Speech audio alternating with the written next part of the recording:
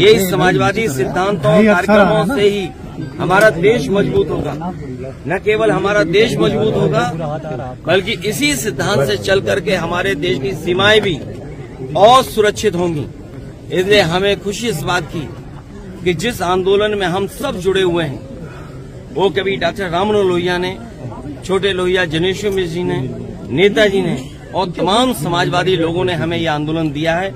आज के दिन जब हम जनेश्वर मिश्र जी को याद कर रहे हैं तो ये संकल्प भी लेते हैं कि समाजवादी रास्ते पे चल करके जनता की सेवा करेंगे। प्रयागराज जहां 20,000 करोड़ से ज्यादा पैसा सरकार ने खर्च किया, और ये 20,000 करोड़ भी मैं कम बोल रहा हूँ। अगर सही तरीके से आकलन आप लोग करोगे तो 20,000 करोड़ से भी ज्यादा पैसा खर्च हुआ है वहाँ के विकास, वहाँ के लोगों को सुविधा देने के लिए। लेकिन आज हालत क्या है? बड़े पैमाने पे लोग घर से नहीं निकल पा रहे हैं। बाढ़ में जो जरूरतें की चीजें हैं वो नहीं उपलब्ध हो पा रही हैं। बच्चे स्कूल नहीं जा पा रहे हैं, पानी पीने को नहीं, शौचालय नहीं, अगर कोई बीमार हो जाए उसके लिए इंतजाम नहीं। और यही हालत स्मार्ट सिटी क्यूटो की है, और क्यूटो में भी कम से कम 20,000 करोड़ से ज्यादा पैसा खर्च हुआ होगा। इसी तरह गोरखपुर 20,000 करोड़ से ज्यादा पैसा खर्च हुआ है। ये राजधानी वो है जहाँ पर कभी मेयर बीजेपी का हटता ही नहीं है। सब कुछ सरकार इनकी यहाँ है। आईटी उठाओ यार। नालियां भरी पड़ी हैं, नाले भरे पड़े हैं, कूड़ा भरा पड़ा है। और सोचिए क्या बताया था कि नंबर 3 पर इकरा हसन सांसद के खिलाफ बीजेपी के नेता ने कहलवाया, कोई कार्रवाई नहीं हुई। डिम्पल यादव के खिलाफ बीजेपी के अपने लोगों ने कहलवाया, उस पर कोई कार्रवाई नहीं हुई। आज जो ये कागज निकला, इनकी मानसिकता बता रही है। लेकिन पीडीए के लोग जागरूक हैं, समझदार हैं, इन बातों को ध्यान में नहीं रखेंगे। उनका लक्ष्य है भारतीय जनता पार्टी का सफाया होना यूपी से। यहाँ जितने हमारे पत्रकार साथी जानते हैं कि माफिया कौन है, ये जितने पत्रकारी साथी जानते हैं इस प्रदेश का सबसे बड़ा माफिया कौन है।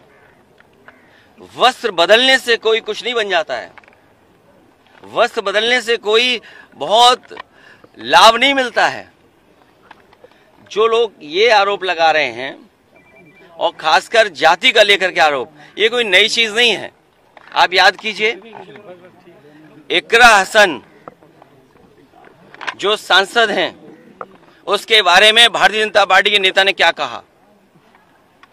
इसी तरह महिलाओं के प्रति इनकी व्यवहार भाषा क्या है। आज जमीन की बात कर रहे हैं। आप पता करिए, लखनऊ के जितने तालाब थे सब बीजेपी ने कब्जा कर लिए।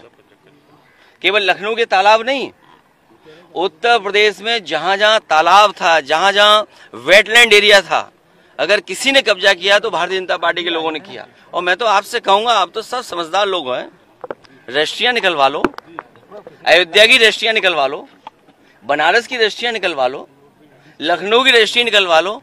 और फिर एक जो लोग दूसरों पे आरोप लगाते थे, बताओ किससे संबंध थे? क्या अंडरवर्ल्ड से संबंध नहीं थे? और दुख तो ऐसे इस बात का है कि अंग्रेजों ने भी कभी पढ़ाई को लेकर के किसी पे एफआईआर नहीं लिखाई होगी। इस देश में अंग्रेज रहे, अंग्रेज ने, उन्होंने पढ़ाई पर एफआईआर नहीं लिखाई किसी पर। ये सरकार सोचती है पुलिस से हमारे पीडीए पाठशाला को बंद कर देगी। हम समाजवादी लोग संकल्प लेंगे, जब तक सरकार वहां पर टीचर्स ना पहुंचा दे, प्रिंसिपल ना पहुंचा दे, तब तक हमारी पीडीए पाठशाला चलती रहेगी, पीडीए ट्यूशन चलता रहेगा, जिस तरीके से हम लोग चलाते आए हैं। ये जितने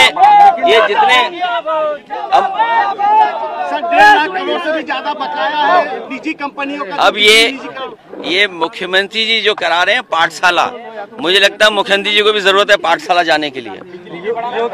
उनको भी जरूरत है कि पाठशाला जाएं, कम से कम देखें पाठशालाओं की हालत क्या है। पाठशाला में, उन्हीं के जिले में पाठशाला में बताओ छतगिरी बच्चे घायल हो गए। और मुझे याद है रामगोविंद चौधरी जी हमारे साथ हैं, मंत्री थे, हम लोगों ने नए स्कूल बनाना शुरू कर दिया था। इसी लखनऊ शहर में अभिनव विद्यालय खोला था, संस्कृति खोला था। एक दिन आपको दोनों स्कूलों में ले चलेंगे। और संस्कृति स्कूल वो खेला था जो न केवल देश और दुनिया में सबसे अच्छा स्कूल होता। लेकिन ये शिक्षा के खिलाफ लोग हैं। ये बीजेपी के पास कोई मशीन है जिससे ये नकली आधार बना लेते हैं और नकली वोटर आईडी बनाते हैं। सबसे ज्यादा मशीनें अगर वोटर आईडी बनाने की और नकली आधार बनाने की किसी के पास है तो बीजेपी के पास है। और मैंने आपको उदाहरण दिया कि हमारे पास रिकॉर्डिंग थी और आपके कई साथियों पे रिकॉर्डिंग रही होगी। गुरसाईगंज के टाउन एरिया के चेयरमैनी के चुनाव में भारतीय जनता पार्टी ने पुलिस से और डीएम से मिलकर के आधार नकली बनाने की मशीन लगाई, नकली आधार कार्ड बनाए और जब दौड़ाया गया उन्हें तो वो आधार सड़कों पर पड़े मिले। वो आज भी आधार हम लोगों के पास है जो नकली बनाए थे इन्होंने।